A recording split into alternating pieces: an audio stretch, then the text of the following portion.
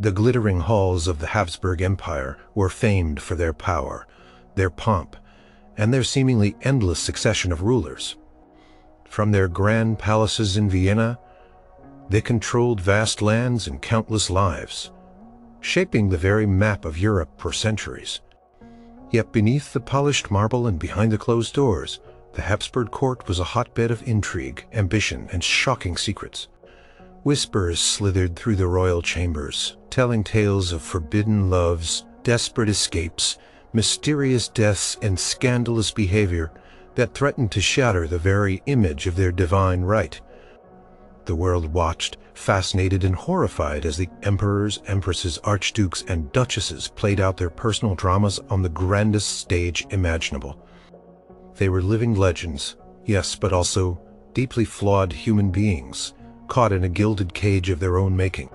Get ready to pull back the velvet curtains and peek into the most sensational stories that shook the very foundations of one of history's most enduring dynasties. Number 9. The Mayerling Incident. The chill January air of 1889 hung heavy over the hunting lodge at Mayerling, a secluded country retreat just southwest of Vienna. Inside, a different kind of chill had settled, one born of dread and disbelief. What happened there on the 30th day of that month would become the most enduring and tragic mystery of the entire Habsburg dynasty, a story that still sends shivers down spines more than a century later.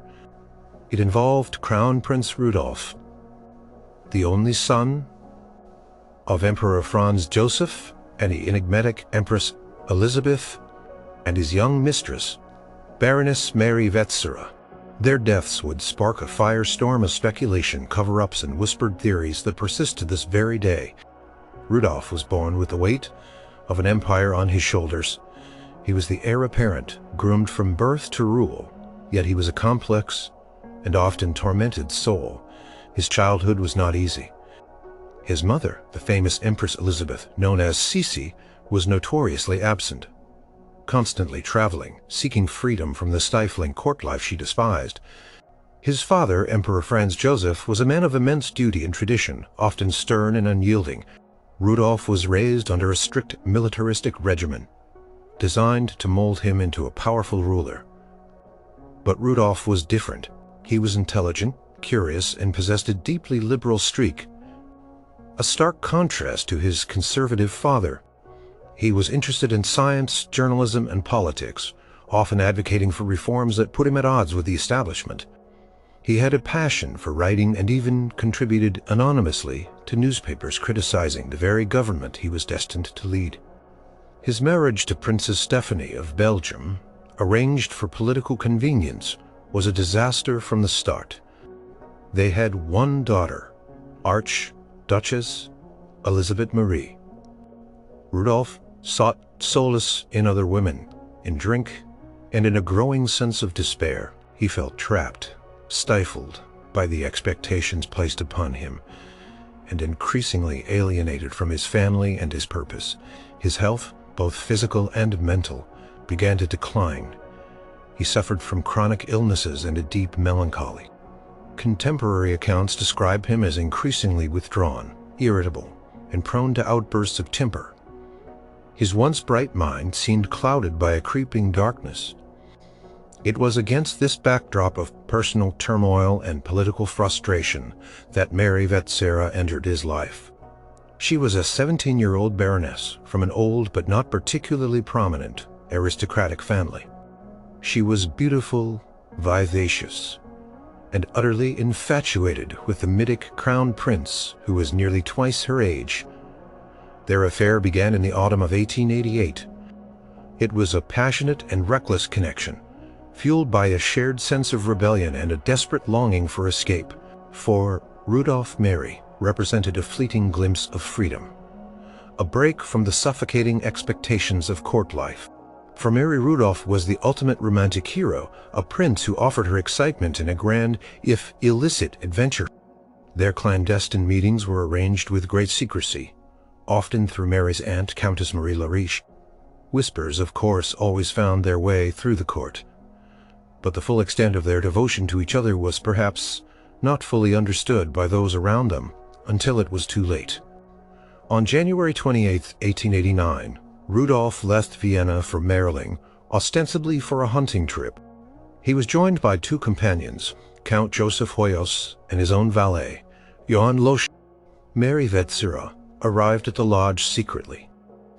Later that day, smuggled in by a servant. The next day, January 29th, was spent in a lodge, a day of quiet intimacy and, as events would prove, terrible finality. What exactly transpired in those hours remains shrouded in mystery, pieced together only by fragmented accounts, and the official story, which was quickly crafted and disseminated by the imperial court the morning of January 30th, dawned cold and silent. Count Hoyos, expecting Rudolf to join him for the hunt, grew concerned when the prince did not emerge. After repeated knocks on Rudolf's bedroom door went unanswered, the valet Loschek finally broke it down with an axe. The scene that greeted them was horrific. Rudolf lay dead on his bed. Beside him, Mary Vetsera was also dead, shot through the head. The official story that emerged from the court was one of a double suicide. It claimed that Rudolf, in a moment of despair, had first shot Mary and then himself. This version, however, was fraught with inconsistencies and contradictions from the very beginning, leading to decades of alternative theories. The initial reaction from the imperial court was one of profound shock and a desperate attempt to control the narrative.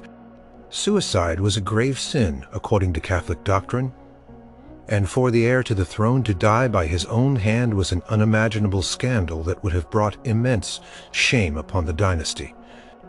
The Emperor Franz Joseph, a man of rigid adherence to duty and tradition, was devastated, but immediately focused on damage control.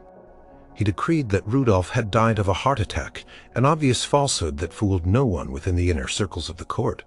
Mary Vetsera's body was secretly removed from Mayerling, dressed in her clothes, and propped up in a carriage between her uncle and aunt, driven through the night to the Heiligenkreuz monastery, where she was hastily buried in a pauper's grave. No official autopsy was performed on her, and her family was forbidden from mourning her publicly. The silence surrounding her fate was chilling.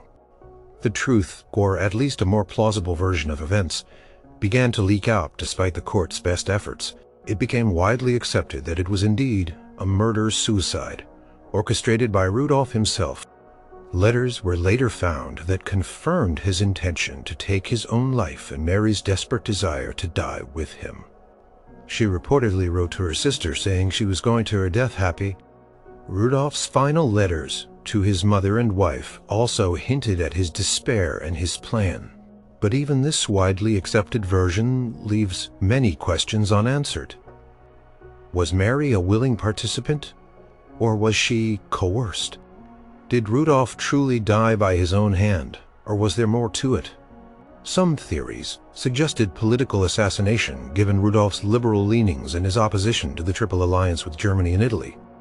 Other theories suggested a struggle gone wrong or even a third party involved. The inconsistencies in the initial reports only fueled these speculative fires. For example, why was Mary's body moved so quickly and secretly? Why was the scene cleaned up before proper investigation? Why was Rudolf's initial cause of death so clearly false? The impact of the Mayerling incident on the Habsburg dynasty was immense and long-lasting. Emperor Franz Joseph was crushed by the loss of his only son, and the event seemed to age him overnight. He became even more withdrawn and rigid, clinging tighter to the old ways. Empress Elizabeth, already fragile and prone to melancholy, never truly recovered from her son's death.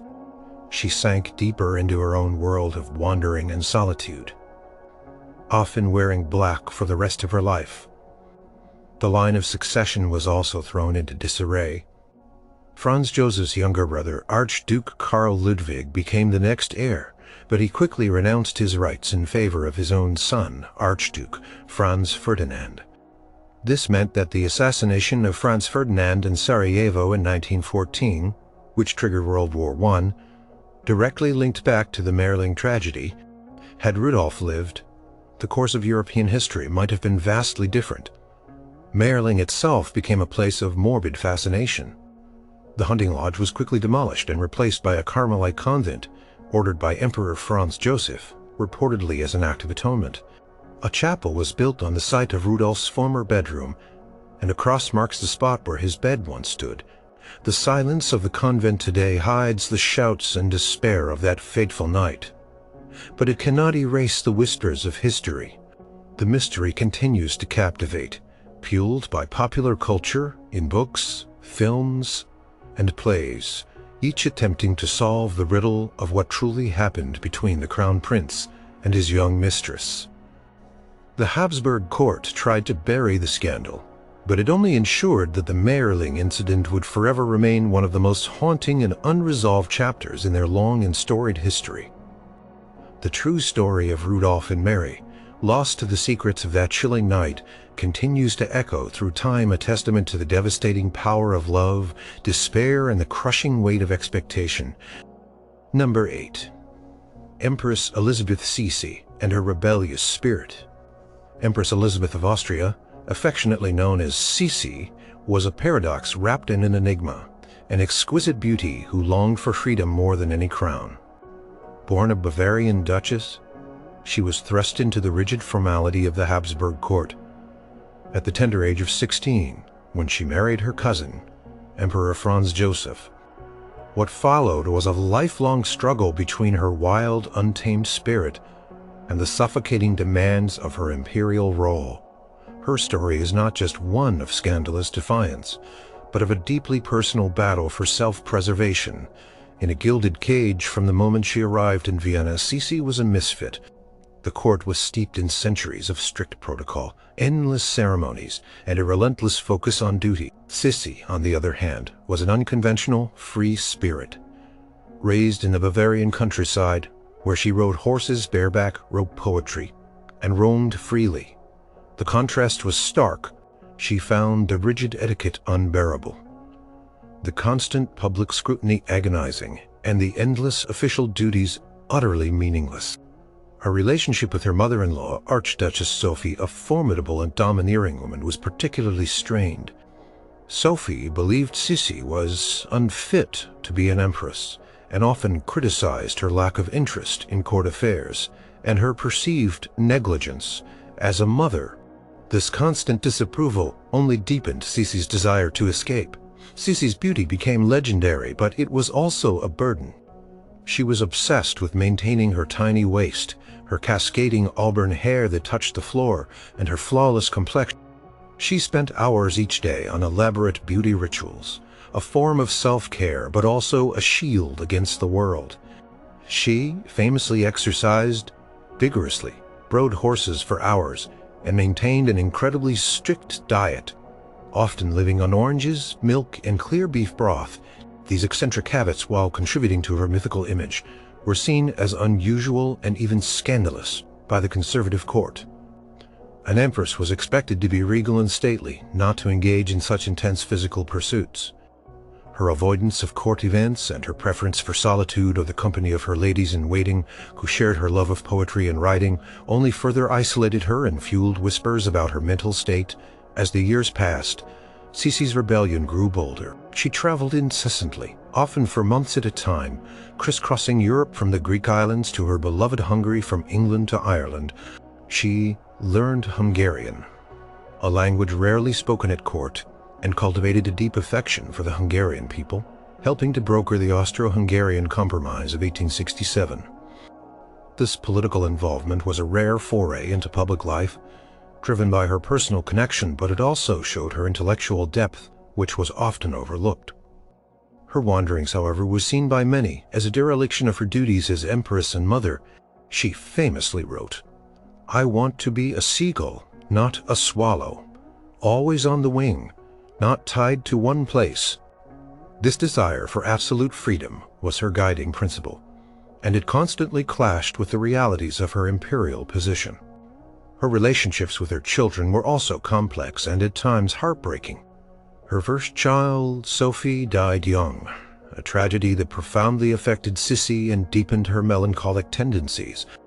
Her relationship with her only son, Crown Prince Rudolf, was distant, She admired his intelligence, but was often too engrossed in her own world to provide him with the emotional support he desperately needed. His tragic death at Mayerling in 1889, described earlier, shattered her completely. She never truly recovered. Retreating further into herself, wearing black for the rest of her life, and seeking spiritualists and mediums to try and contact her lost son.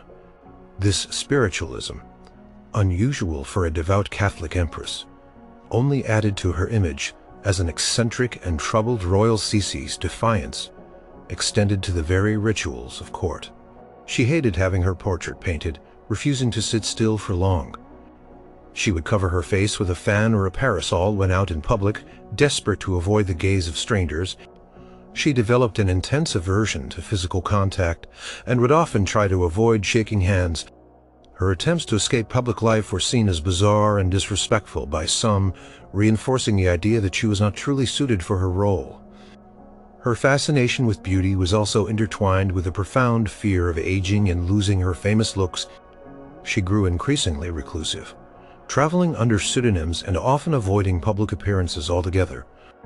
She had special train cars designed to be completely private, allowing her to journey without being seen. The ultimate act of defiance, or perhaps just fate, came on September 10, 1898. In Geneva, Switzerland, Sisi, traveling incognito under the name Countess of Hohenhems, was enjoying one of her many private excursions. She was walking along the promenade of Lake Geneva with her lady-in-waiting, Countess Irma Sestere, when an Italian anarchist named Luigi Luciani leaped out and stabbed her with a sharpened needle file. The attack was swift and unexpected. Sisi initially did not even realize the severity of her injury, believing she had merely been punched. She continued walking, even making it back to her hotel before collapsing. The internal bleeding from the puncture to her heart was fatal. She died shortly thereafter, at the age of 60. Her assassination sent shockwaves across Europe. It was a senseless act of violence against a figure who, despite her eccentricities, was beloved by many of her subjects and held in high regard across the continent. Her death, while tragic, also cemented her legendary status. It was the ultimate forced escape from a life she had never truly wanted, a life of endless public duty and private torment. The world mourned the beautiful, tragic empress, and her story became a cautionary tale about the burdens of royalty and the human cost of a life lived in a gilded cage. Empress Elizabeth's rebellious spirit, her constant yearning for freedom, and her tragic end ensured her place not just in the annals of Habsburg history, but in the realm of enduring human drama, a captivating figure who tried in her own unique way. Her life was a testament to the price of beauty and the relentless pursuit of an elusive peace. Number 7. Archduke Ludwig Victor's public antics. In the glittering, rigid world of the Habsburg court, where every move was scrutinized and every breath seemed governed by ancient protocol, there existed a flamboyant splash of color, a figure who openly defied the conservative norms. This was Archduke Ludwig Victor, the youngest brother of Emperor Franz Joseph. Born in 1842, Luziwuzi, as he was affectionately and sometimes derisively known, was a character unlike any other. His life was a whirlwind of theatricality, witty remarks and scandalous behavior that kept court gossips buzzing, and his imperial family in a constant state of mild exasperation. He was openly effeminate, cultivated a taste for all things artistic, and seemed to delight in shocking the staid Viennese society. From a young age, Ludwig Victor showed little interest in the military career or serious political duties expected of a Habsburg archduke, while his older brothers, Franz Joseph and Maximilian, were groomed for weighty responsibilities. Ludwig Victor gravitated towards the arts, fashion, and social life. He had a sharp wit, a biting sense of humor, and an undeniable charm that could disarm even the most stern-faced courtiers. He loved theater, opera, and ballet, often attending performances with a coterie of male companions, much to the raised eyebrows of the more traditional elements of society. He also took great care in his appearance, dressing in elaborate fashions, and was known for his love of jewelry and fine fabrics. These preferences, combined with his evident lack of interest in marriage or female companionship, made him stand out dramatically in a court where dynastic marriages and clear lines of succession were paramount. His most notorious escapades often occurred in Vienna's public bathhouses, particularly the Central Bath. These establishments were popular gathering places, but for Ludwig Vetsera, they became stages for his more outrageous displays. It was here that he would engage in what were described as indiscretions with younger men, actions that, while not explicitly illegally at the time, were certainly considered scandalous and utterly inappropriate for a member of the imperious stand. On one infamous occasion, the Archduke was allegedly slapped in the face by the mother of a young man he was accosting in the central bed. The incident became a whispered scandal across Vienna, a clear sign that Ludwig Victifera's behavior was pushing the boundaries of what was tolerable even for an archduke. The Emperor Franz Joseph was a man of immense duty and decorum, and his brother's antics were a constant source of embarrassment. While Franz Joseph genuinely loved his brother, he found Ludwig Victor's public behavior an intolerable affront to the dignity of the imperial house. The slap incident was the final straw. Recognizing that Ludwig Victor's presence in Vienna was becoming a serious liability, Franz Joseph decided on a drastic measure. In 1904, the emperor effectively banished his brother from the capital. Ludwig Victor was sent to Schloss Klesheim, a beautiful Baroque palace near Salzburg, where he was expected to live out his days in quiet retirement, away from the public eye and the temptation of Viennese society. This exile to Salzburg did not entirely curb Ludwig Victor's flamboyant nature, but it certainly curtailed his opportunities for widespread public scandal. He continued to live a life of comfort and surrounded himself with a retinue of servants and companions. He cultivated his love for art, amassed a significant collection, and remained a witty and sometimes caustic conversationalist. He hosted dinner parties and social gatherings, but the grand theatrical public displays of his youth were largely a thing of the past. He also devoted himself to various charitable endeavors, often working behind the scenes for the benefit of the poor and the sick, a lesser-known but significant aspect of his character.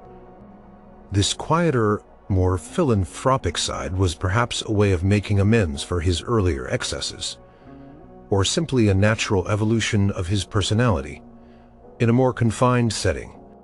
Despite his banishment, Ludwig Victor remained a fascinating figure in the public imagination. He was often caricatured in newspapers and plays a symbol of aristocratic eccentricity and a source of both amusement and disapproval. His life stood in stark contrast to the rigid conservatism of his older brother, the Emperor. While Franz Joseph dedicated his life to duty, stability, and the maintenance of the empire, Ludwig Victor seemingly dedicated his to pleasure, art, and personal freedom, even if it meant risking scandal. The underlying reason for Ludwig Victor's behavior, though never explicitly stated in contemporary official documents, was widely understood to be his homosexuality. In an era when such preferences were not only stigmatized, but often legally a relatively open lifestyle, was a remarkable act of defiance. While he never married or had children, and his life choices were clearly outside the norm for a Habsburg archduke, the family mostly chose to contain rather than confront the issue head-on. The banishment to Salzburg was a way to manage the scandal without completely disowning him. It was a compromise between upholding the imperial image and maintaining familial ties. Ludwig Victor died in 1919, shortly after the collapse of the Austro-Hungarian Empire, an event that surely must have seemed to him like the end of an era he embodied in so many ways. He outlived his stern brother Franz Joseph by 3 years, and saw the dismantling of the world into which he had been born. His death marked the end of a unique chapter in Habsburg history, one filled with wit, unconventionality, and a persistent refusal to conform. His legacy is not one of political power or military might, but of a flamboyant spirit who dared to live authentically, even if it meant being a constant source of scandal for the most powerful royal family in Europe. Ludwig Victor's story serves as a vivid reminder that even within the most rigid structures, human nature finds a way to express itself, sometimes in the most unexpected and publicly challenging ways, forever earning him the title of the scandalous Archduke of the Habsburg. Number 6. Marie Antoinette and the Diamond Necklace Affair. While her story played out primarily in France, Maria Antonia, better known to history as Marie Antoinette, was a born and bred Habsburg archduchess.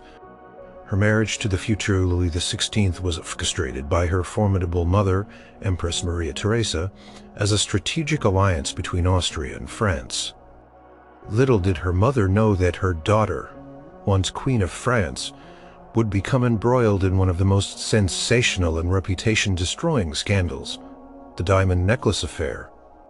This elaborate fraud, though she was innocent, became a powerful symbol of royal extravagance and deceit, further fueling the anti-monarchist sentiment that would ultimately lead the end to the French Revolution. For the Habsburgs, it was a humiliating stain on the family's carefully cultivated image. Marie Antoinette arrived in France in 1770. A charming and lively teenager, she soon found the formalities of Versailles stifling, much like her aunt, Empress Elizabeth, would later feel about Vienna.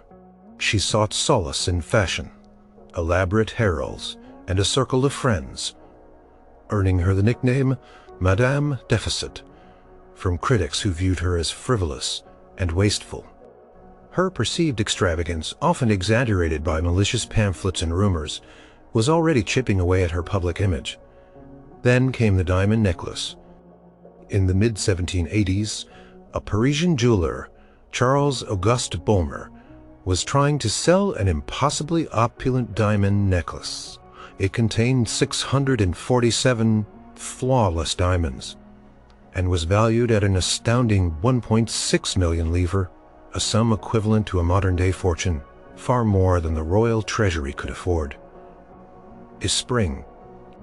During a time of growing financial crisis in France, Baume had originally made it for King Louis XV's mistress, Madame du Barry, but Louis XV died before it could be acquired.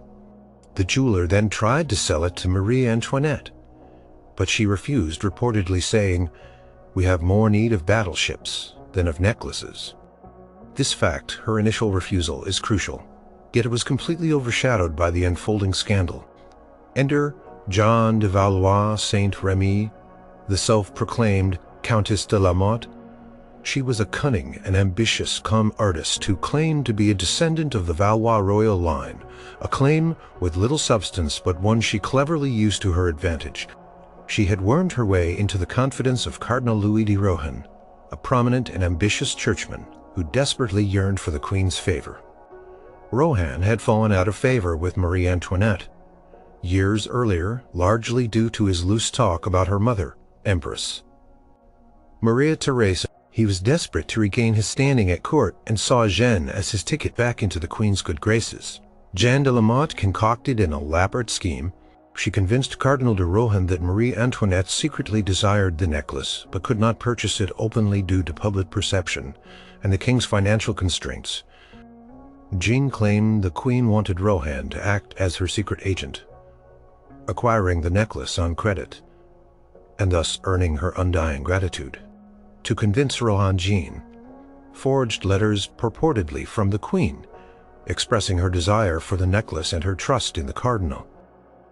She even arranged a clandestine meeting in the gardens of Versailles between Rohan and a prostitute, dressed to resemble Marie Antoinette, further solidifying Rohan's belief that he was dealing directly with the Queen. The real Marie Antoinette, meanwhile, knew nothing of these machinations. Blinded by ambition and utterly duped, Cardinal de Rohan took the bait. On January 21st, 1785, he purchased the necklace from Baumer, signing a promissory note for the enormous sum. He believed he was acting as the Queen's secret intermediary. He then handed the necklace over to Jeanne de la Motte, who promptly disassembled it with her husband and sold the diamonds off individually on the black markets of London and Paris. For months, the jeweler waited for his payments. When the notes came due and went unpaid, Boehmer finally went to the Queen herself demanding payment. Marie Antoinette was utterly bewildered. She had no knowledge of the necklace, the supposed secret purchase, or Rohan's involvement. The truth began to unravel. On August 15, 1785, Cardinal de Rohan was arrested in the Hall of Mirrors at Versailles, just as he was about to celebrate Mass. His arrest of a prince of the Church in such a public and dramatic manner was unprecedented and sent shockwaves through France. Jeanne de la Motte and her accomplices were also apprehended. The ensuing trial, which began in May 1786 and lasted for months, was a public spectacle. The Queen herself demanded a public trial to clear her name, a decision that proved catastrophic. She truly believed that justice would reveal her innocence and vindicate her. The Parliament of Paris acquitted Cardinal de Rohan, much to the Queen's shock and fury, while he was found innocent of fraud. His involvement in such a ludicrous scheme severely damaged his reputation, and he was stripped of his titles and exiled. Jeanne de la Motte, however, was found guilty of fraud, forgery, and theft. She was publicly whipped, branded with a V for voleuse, thief, on her shoulders, and imprisoned for life. She later escaped prison and fled to London, where she published her memoirs, further spreading lies and calumnies about the Queen. Despite Marie Antoinette's acquittal in the eyes of the law, the damage to her reputation was irreversible. The public largely believed she was guilty, or at the very least implicitly involved. The trial laid bare the perceived moral decay of the monarchy, exposing the inner workings of a court seen as steeped in intrigue, deceit, and wild extravagance. The fact that a cardinal could be so easily duped and that a con artist could operate with such audacity reflected poorly on the Queen's judgment and the security of the court. The affair was used by her enemies and by the growing revolutionary press to paint her as a greedy, manipulative, and debauched foreign queen, utterly out of touch with the suffering of her people.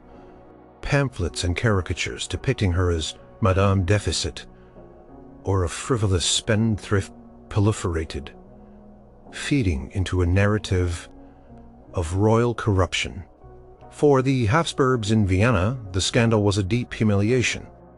Empress Maria Theresa had worked tirelessly to secure the alliance with France through her daughter's marriage. To have Marie Antoinette's name dragged through such public mud and to be so widely slandered was an affront to their imperial dignity.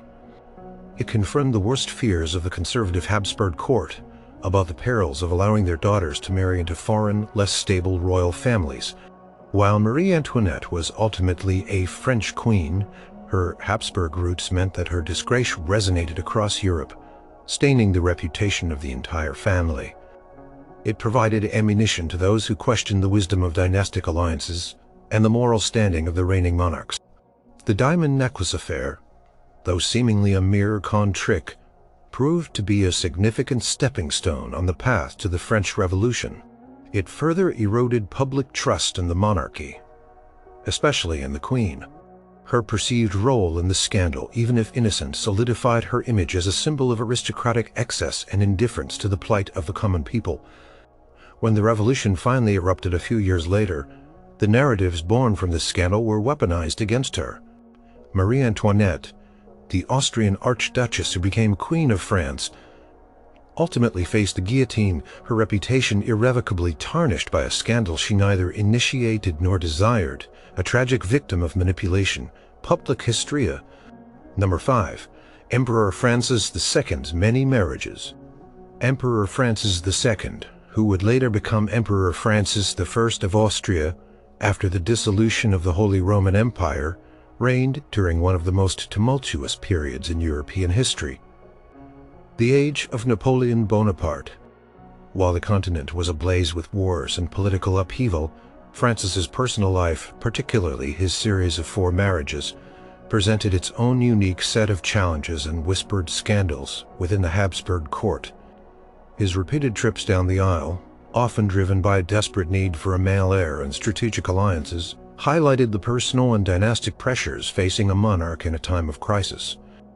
Each marriage brought its own set of hopes, disappointments, and in some cases, uncomfortable truths that rippled through the imperial palace. Francis was a deeply conservative and traditional man, instilled with a profound sense of duty. He believed strongly in the divine right of kings and the necessity of maintaining a Habsburg dynasty. This conviction heavily influenced his marital choices, all of which were dynastic, yet each held its own peculiar dynamic. His first marriage in 1790 was to Elizabeth of Württemberg. She was a gentle and intelligent princess, but their union was brief and tragic. Elizabeth died in childbirth in 1790, just 2 years after their wedding, giving birth to a daughter who also died shortly thereafter. This was a devastating blow for Francis, who genuinely mourned her loss and the immediate failure to secure a male heir. Her death left him without a successor and plunged him into a period of deep grief. The court, while expressing sympathy, was already anxious about the dynastic future, a pressure that would weigh heavily on Francis for decades to come.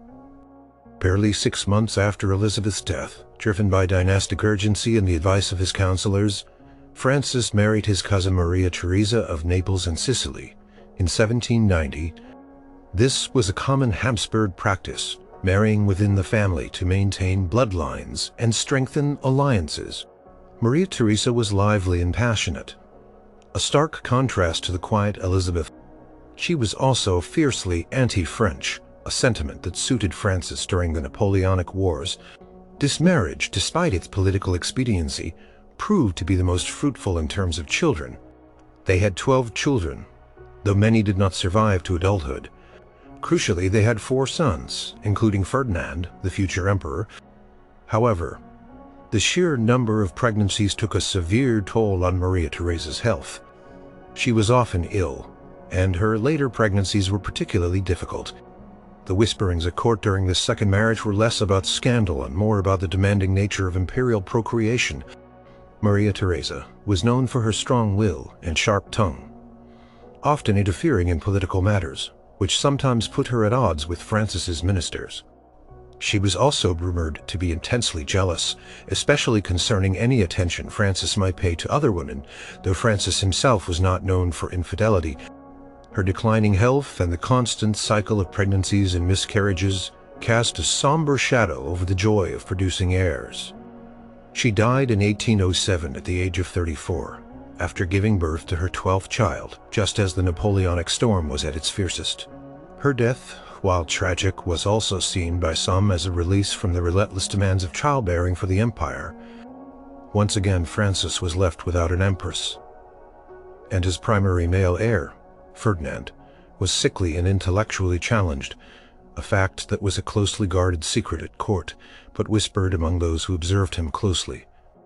The need for more robust, healthy heirs was paramount, especially with Napoleon dominating Europe and seeking dynastic connections of his own.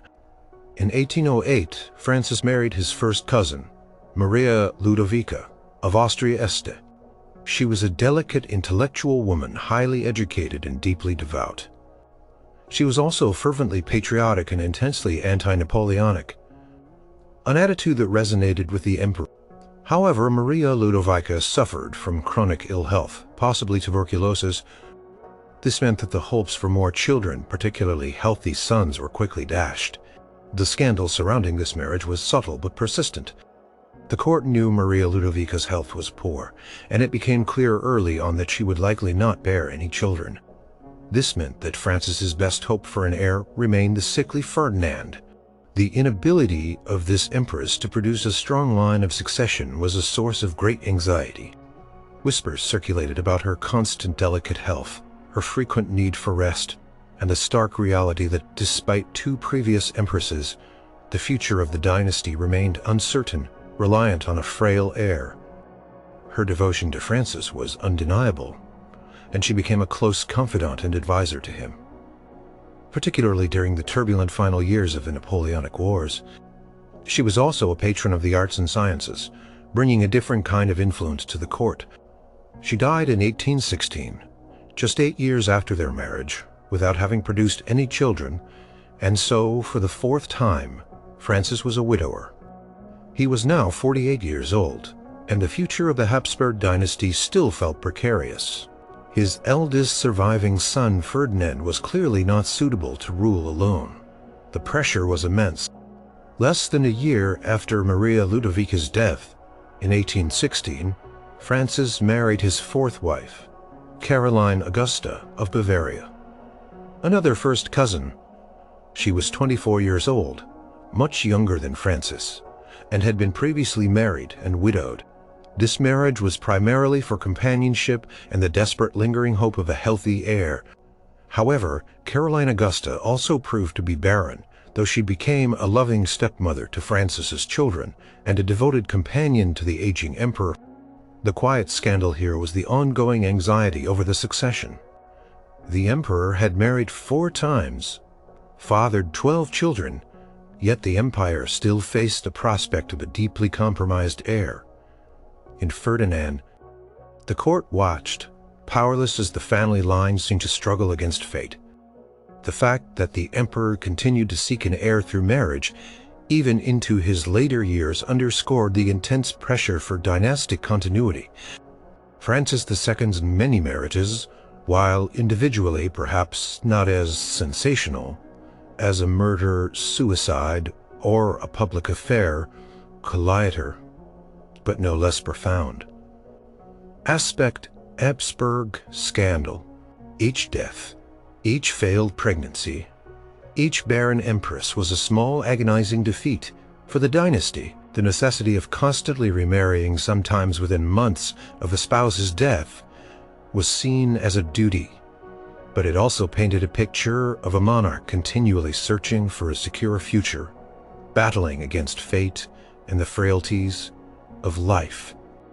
It highlighted the lack of personal choice in royal marriages, driven instead by political exigencies and the relentless demands of the crown. Francis II's 4 wives represent a testament to the biological and dynastic roulette played at the highest levels of European royalty.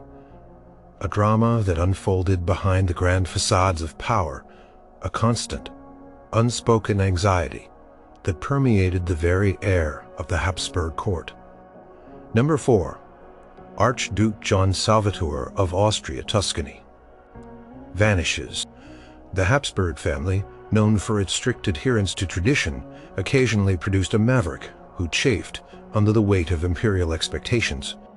Archduke John Salvator of Austria, Tuscany, born in 1852, was one such individual. A cousin of Emperor Franz Joseph and a nephew of the ill-fated Emperor Maximilian of Mexico. John Salvator was highly intelligent, artistic, and fiercely independent. He was also a talented composer and a skilled naval officer. However, his strong liberal views, his disdain for court etiquette, and his open criticisms of the Habsburg monarchy created a constant source of friction with his imperial relatives. His life, marked by defiance, culminated in a spectacular and enduring mystery. His complete disappearance from the public eye, abandoning his royal identity for a life of freedom, or so it was hoped. From a young age, John Salvator showed little patience for the rigid structure of court life. He was a keen observer and a sharp critic, often voicing his opinions on political matters that were considered far too progressive for the conservative Habsburg court. He was deeply interested in naval affairs and commanded ships with distinction. But even within the military, his unconventional thinking and independent spirit set him apart. He openly advocated for a more democratic form of government, ideas that were anathema to his cousin, Emperor Franz Joseph, who believed in absolute monarchy. This constant clash of ideologies led to frequent arguments and a growing rift between the Archduke and the imperial family. The definitive break came in the late 1880s. John Salvator had developed a deep affection for a dancer, Ludmilla Stubel, a relationship considered completely unacceptable for an archduke. Marriage to her was out of the question for a member of the imperial family. Compounded by his increasingly vocal political criticisms and his refusal to conform, he made a drastic decision. In 1889, the same year as the Mayerling incident, John Salvator renounced his imperial title, privileges, and duties. He formally requested permission from Emperor Franz Joseph to abandon his archducal status, a highly unusual and scandalous move. To renounce one's birthright was an almost unthinkable act of defiance against the very fabric of the dynasty. The emperor, perhaps weary of his cousin's constant provocations and undoubtedly eager to quell the public embarrassment, reluctantly granted his request. On October 26, 1889, Archduke John Salvator officially became Johann Orth, taking on a new identity that severed all ties to his imperial past. He shed his name, his rank, and the expectations that came with them, choosing instead to live as a private citizen. This act alone was a monumental scandal, a living embodiment of rebellion against the Habsburg system. It was seen by many as a dangerous precedent, undermining the very concept of hereditary rule. With his new identity, Johann Orth, as he was now known, purchased a steamship, the Santa Margherita, and set off for adventure. He was accompanied by Ludmilla Stubel, whom he intended to marry, fulfilling his desire for a life free from royal constraints. Their plan was to sail around the world, exploring new lands, and living a life of true freedom. They departed from Genoa in 1890, embarking on what was supposed to be a grand voyage of liberation. He sent letters and communicated for a time, letting the court know of his travels. However, the journey was cut short, and the ending became the most enduring mystery of all. The Santa Margherita sailed to South America, possibly bound for Valparaiso, Chile. In July 1890, the ship sent its last known communication from the port of Rio de la Plata.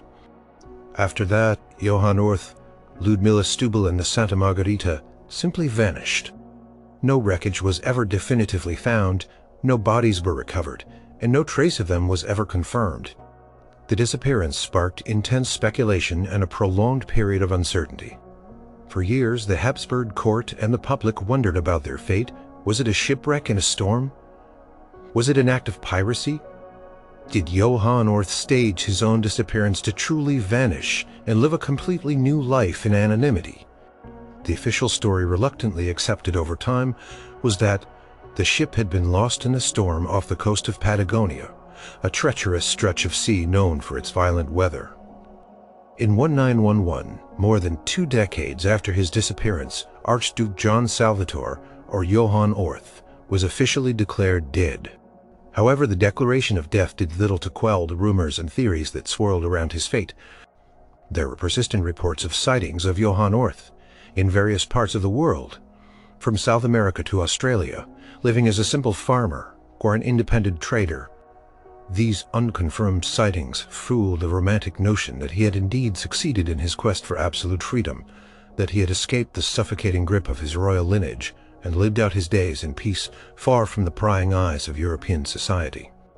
The mystery of his vanishing perfectly captured the public's imagination, a true life story of a prince who chose freedom over destiny, even if it meant a life of uncertainty.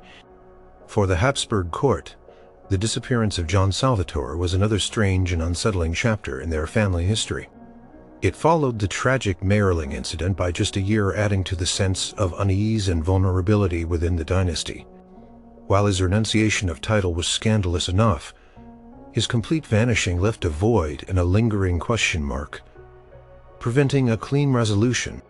It was a scandal of abandonment, of a prince choosing obscurity over imperial duty, and then the ultimate enigma of his final destiny. His story became a cautionary tale of the dangers of too much independence, but also a romantic legend of a man who dared to challenge the very foundations of his birth, seeking an elusive freedom that may have ultimately cost him his life, leaving behind only the whispered tales of a prince who simply vanished. Number 3. Empress Maria Theresa's ugly daughter, Maria Elizabeth. Empress Maria Theresa was one of Europe's most powerful and successful rulers. A formidable woman who expanded the Habsburg Empire and ushered in an era of reform. She was also a doting but intensely controlling mother to her 16 children. For her daughters, their primary purpose was dynastic marriage, a means to forge alliances and secure the future of the empire. while some of her daughters, like the infamous Marie Antoinette, went on to become queens. Others faced a different fate, often tragic and frustrating. Such was the case with Archduchess Maria Elizabeth, Maria Theresa's ugly daughter, whose life became a quiet scandal of unfulfilled expectations and the harsh realities of royal beauty standards. Born in 1743, Maria Elizabeth was the second eldest surviving daughter of Maria Theresa and Emperor Francis I. As a young woman, she was known for her beauty, her charm, and her lively personality. She was considered a promising candidate for an important dynastic marriage, perhaps even to Louis XV of France, a match that would have solidified the Franco-Habsburg alliance forged by her mother. The court in Vienna was abuzz with speculation about her future, and Maria Theresa, ever the pragmatic ruler, carefully groomed her daughter for this crucial role. Maria Elizabeth was elegant, well-mannered, and possessed the grace expected of a princess destined for a powerful throne. However, fate intervened with cruel irony. In 1767, at the age of 24, Maria Elizabeth contracted smallpox. The disease, a terrifying scourge of the 18th century, left her severely disfigured. Her once beautiful face was ravaged by pockmarks, and her vision was impaired. This was a catastrophe for a royal princess whose primary value in the dynastic marriage market lay in her appearance. In an era when beauty was seen as an essential asset for a future queen, Maria Elizabeth's disfigurement rendered her virtually unmarriageable in the eyes of European royalty. The potential matches, particularly the French king, evaporated. This sudden turn of events was a profound personal tragedy for Maria Elizabeth and a significant blow to Maria Theresa's dynastic plans. The Empress, though she loved her daughter, was a realist. She knew that her daughter's physical appearance now precluded the grand alliances she had envisioned. The court whispers shifted from hopeful anticipation to pity and a sad recognition of her altered future.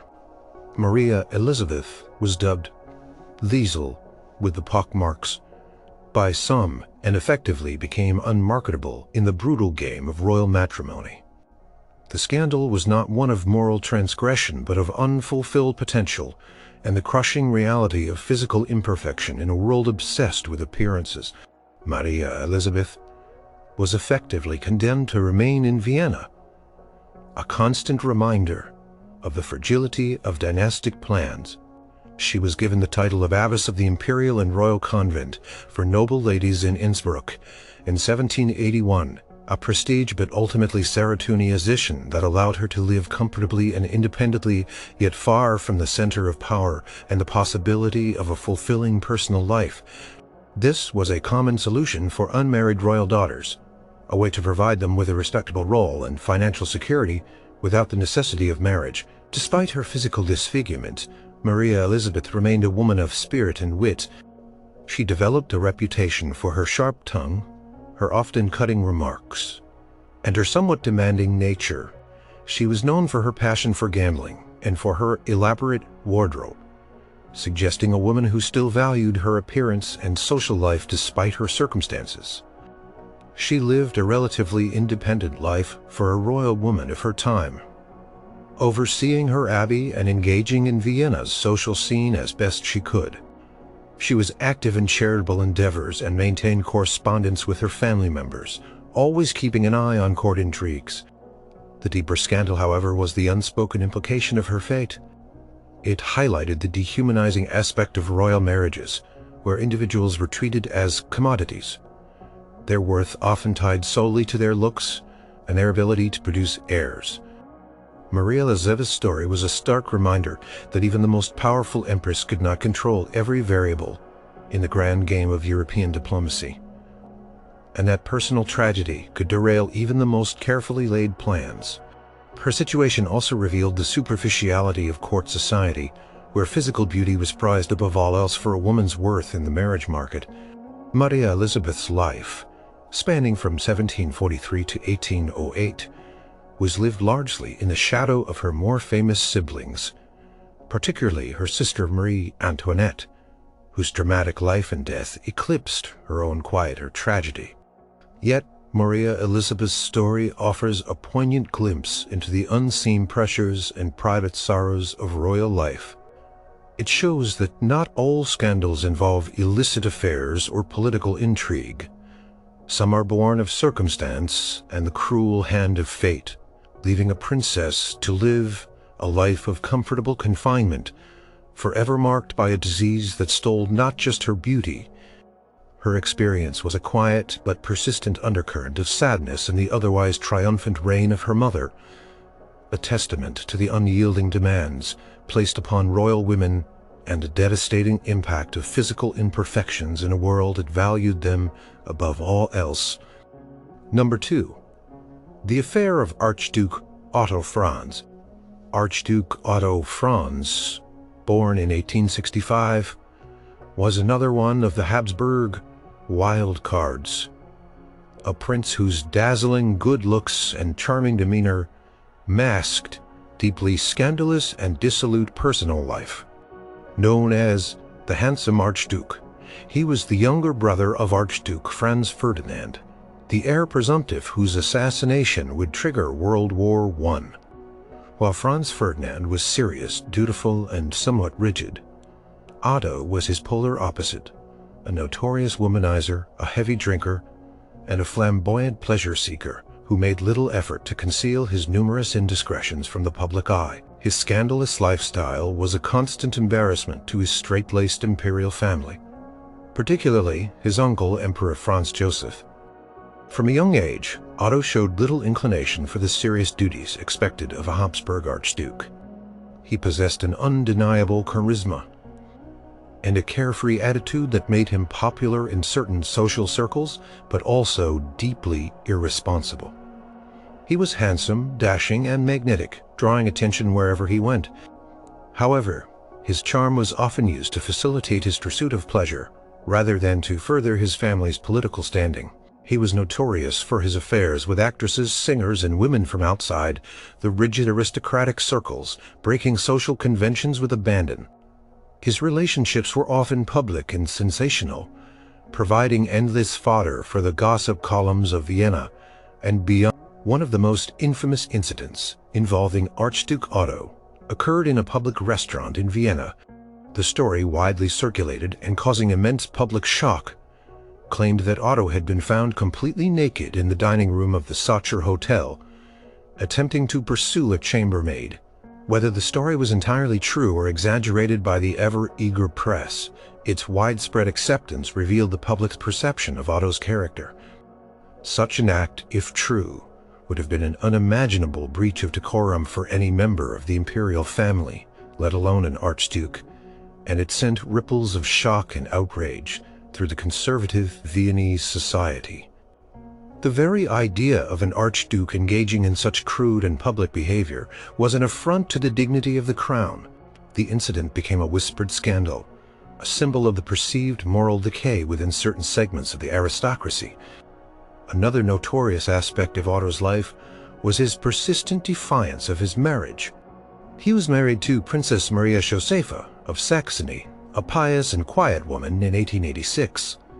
The marriage, like many royal unions, was arranged for dynastic purposes. They had two sons, Archduke Karl, who would later become the last emperor of Austria, and Archduke Maximilian. Despite having heirs, Otto made no secret of his disinterest in his wife. He was openly unfaithful, maintaining a number of long-term mistresses, and continuing his lavish lifestyle of parties and revelry. His blatant disregard for his marriage vows and his public affairs were a constant source of pain for Maria Josepha and profound embarrassment for the emperor. The Archduchess, known for her quiet dignity, endured his infidelities with remarkable composure, a testament to her strength in the face of such public humiliation. The Emperor Franz Joseph, a man who valued duty and decorum above all else, was deeply troubled by Otto's behavior. He frequently attempted to rein in his nephew, sending him away from Vienna, often a military post, in an effort to impose discipline and remove him from the temptations of the capital. However, Otto's dissolute habits persisted wherever he went. He continued to gamble heavily, accumulate massive debts, and engage in his scandalous affairs. His conduct was not just a personal failing, it reflected poorly on the entire imperial family, giving ammunition to Republican critics who argued that the monarchy was morally bankrupt. Otto's health eventually began to decline rapidly, exacerbated by his excessive lifestyle. He suffered from syphilis, a venereal disease that was common but rarely openly discussed in polite society. The progression of the disease led to severe physical and mental deterioration, further increasing the embarrassment for the family. He developed a disfiguring condition of his nose, and his once handsome face became grotesque. He spent his final years in great suffering, effectively isolated from public life, a sad shadow of his former dashing self. His decline and disfigurement were a tragic end to a life lived without restraint, a stark reminder of the consequences of his scandalous choices. Archduke Otto Franz died in 1906 at the relatively young age of 41. His death, while perhaps a relief to the emperor and the more conservative elements of the court, did not erase the memory of his scandalous life. He left behind a legacy, not of political achievement or military glory, but of a wild and reckless spirit who embodied the moral laxity that some critics attributed to the final decades of the Habsburg Empire. His story became a cautionary tale, a whispered warning about the dangers of unchecked privilege and a life lived solely for pleasure. The handsome Archduke, despite his imperial birth, carved out a unique place in Habsburg history, not through his contributions to the empire, but through his very public and profoundly scandalous defiance of its most cherished values, leaving a permanent stain on the otherwise meticulously managed image of the imperial court. His name was forever linked with debauchery and public humiliation, a stark contrast to the rigid discipline and duty that his brother Franz Ferdinand would embody as heir to the throne. Number 1. Emperor Ferdinand I's incapacity. In a dynasty built on the strength of its rulers, the reign of Emperor Ferdinand I, 1835 to 1848, presented a profound and enduring scandal, not of moral failing or illicit affairs, but of the very core. Requirement for a monarch: the ability to rule. Ferdinand was the eldest son of the formidable Emperor Francis II, and was destined to inherit the throne. However, he suffered from severe physical and mental incapacities, including epilepsy, hydrocephalus, and a significant intellectual disability. His limitations were an open secret at the Habsburg court, a profound embarrassment that threatened the stability and reputation of the empire, prompting an elaborate decades-long cover-up that ultimately failed to maintain the illusion of a capable monarch. From a young age, it became apparent that he was not like other children. He struggled with basic learning, suffered frequent and debilitating epileptic seizures, and displayed a general lack of mental acuity. As he grew older, his intellectual limitations became undeniable to anyone who observed him closely. He had difficulty speaking clearly, often stammering or using childish language. He was known for his simple nature, his good-heartedness, and his love for various small pleasures, such as sweets and flowers. While he was affable and gentle, he was completely unsuited for the immense responsibilities of governing a vast and complex empire. His father, Emperor Francis II, who had experienced the turmoil of the Napoleonic Wars, was obsessed with maintaining the strict order and traditional structures of the Habsburg monarchy. The idea of bypassing his eldest son in favor of a younger, more capable sibling was considered unthinkable. It would have challenged the very principle of primogeniture and potentially led to dynastic instability. So Francis II made the fateful decision that Ferdinand would indeed succeed him. To manage this impending crisis, a complex system was put in place. Ferdinand was carefully protected and isolated from direct interaction with state affairs. He was kept from public view as much as possible, and when he did appear, he was meticulously coached on what to say and how to act. His public engagements were rare and tightly controlled. The true extent of his incapacities was a closely guarded secret, though it was widely whispered among the European courts and within the inner circles of Viennese society. The general public, however, was largely kept in the dark, fed a narrative of a benevolent but somewhat eccentric emperor. When Francis II died in 1835, Ferdinand ascended to the throne as Emperor of Austria, King of Hungary, Bohemia, and other vast territories. However, the true power behind the throne rested with a Regency Council. This council, known as the Secret State Conference, consisted of Archduke Louis, Ferdinand's uncle, Count Collerat, a leading statesman, and most importantly, Prince Clemens von Metternich, the powerful Chancellor of State. These three men effectively governed the empire, making all significant decisions, while Ferdinand served as a figurehead. Metternich, the architect of European conservatism, was particularly influential, ensuring that no major reforms or challenges to the old order would occur during Ferdinand's reign. The scandal of Ferdinand's reign was not an isolated incident, but a continuous, grinding reality. It was the spectacle of a puppet emperor signing documents he did not understand, making pronouncements dictated by others, and presiding over a court that functioned around his limitations. His public appearances were meticulously managed affairs, designed to create the illusion of a functioning monarch. He was often accompanied by his powerful advisors, who would subtly guide his actions and provide answers when he faltered. This charade, while necessary for dynastic continuity, was a constant source of anxiety and quiet ridicule within the aristocracy. They knew the truth, and the awareness of their empire being ruled by a council operating in the name of an incapable emperor was a profound source of institutional weakness.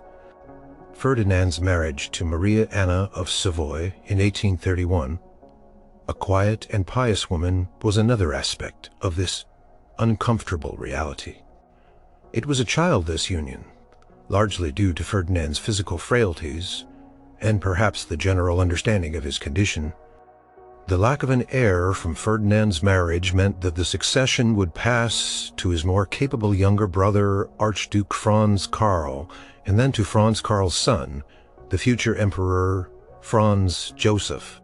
While this provided a clearer line of succession, it also underscored Ferdinand's inadequacy as a dynastic father. The true breaking point came with the revolutions of 1848.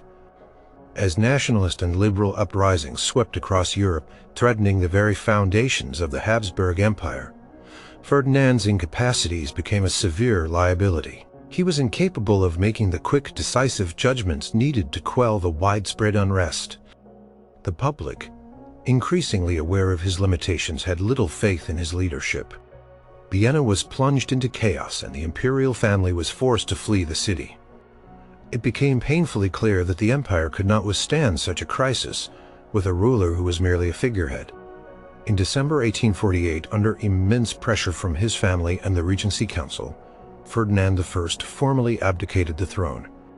The abdication was engineered by Prince Metternich and Archduchess Sophie, Ferdinand's ambitious sister-in-law and the mother of his successor. Ferdinand himself was reportedly more concerned about whether he could still have his beloved dumplings than the loss of his crown, famously asking, "Oh, if only I could have my dumplings back." His abdication paved the way for his 18-year-old nephew Franz Joseph, a strong and determined young man, to ascend to the throne. This move, while necessary, was an implicit acknowledgement of the scandal that had plagued Ferdinand's entire reign, the tragic reality of an empire ruled by a monarch unable to rule himself. Ferdinand lived for many years after his abdication, spending his retirement at Radkyny Castle in Prague, living a comfortable private life, focused on his hobbies. He was known for his benevolent nature and was genuinely beloved by the staff who cared for him. He died in 1875, having outlived many of his more capable relatives. The reign of Emperor Ferdinand I was a silent, agonizing scandal for the Habsburgs.